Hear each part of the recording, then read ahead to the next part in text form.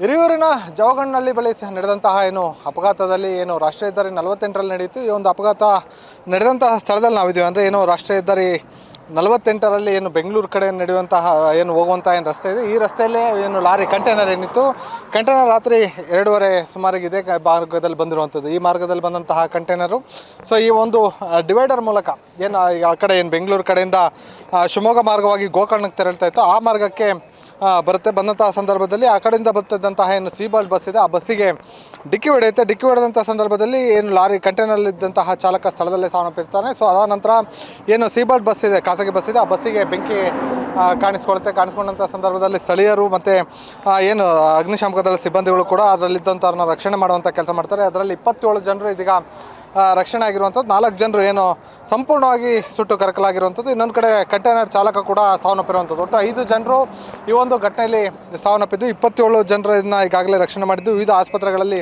ಅವರಿಗೆ ಚಿಕಿತ್ಸೆ ಕೂಡ ಕೊಡ್ತಾ ಇರುವಂಥದ್ದು. ಒಂದು ಕಡೆ ಶಿರಾ, ಹಿರಿಯೂರು ಮತ್ತು ತುಮಕೂರು ಸೇರಿದಂತೆ ಬೆಂಗಳೂರಿನ ಖಾಸಗಿ ಹಾಸ್ಪಿಟ್ಲ್ಗಳಲ್ಲೂ ಕೂಡ ಇದೀಗ ಚಿಕಿತ್ಸೆ ಕೂಡ ಪಡಿತಾ ಇರುವಂಥದ್ದು. ಆದರೆ 3 ಜನರು ನಾಪತ್ತೆ ಆಗಿರುವಂಥದ್ದು. ಅವರಿಗೆ ಈಗಾಗಲೇ ಪೊಲೀಸರು ಕೂಡ ಹುಡುಕಾಟ ನಡೆಸ್ತಾ ಇರುವಂಥದ್ದು. ಜೊತೆಗೆ ಈಗಾಗಲೇ ಬಸ್ ಏನಿದೆ, ಬಸ್ಸು ಸಂಪೂರ್ಣವಾಗಿ ಸುಟ್ಟು ಹೋಗಿದೆ, ಈಗ ಅಸ್ಥಿ ಪಂಜರದ ರೀತಿ ಆಗಿರುವಂಥದ್ದು.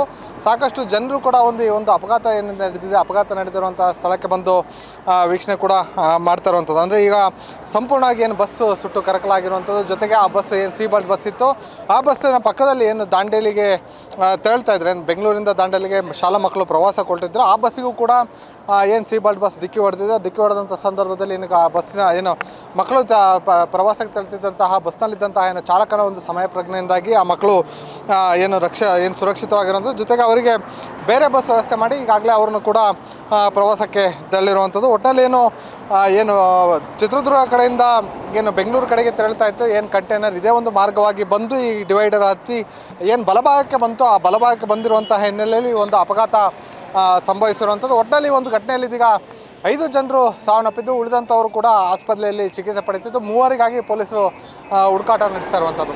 ಕ್ಯಾಮ್ರಾ ಪರ್ಸನ್ ರಾಕೇಶ್ ಜೊತೆ ಪ್ರವೀಣ್ ಬಾಡ, ಒನ್ ಕನ್ನಡ ನ್ಯೂಸ್, ಚಿತ್ರದುರ್ಗ.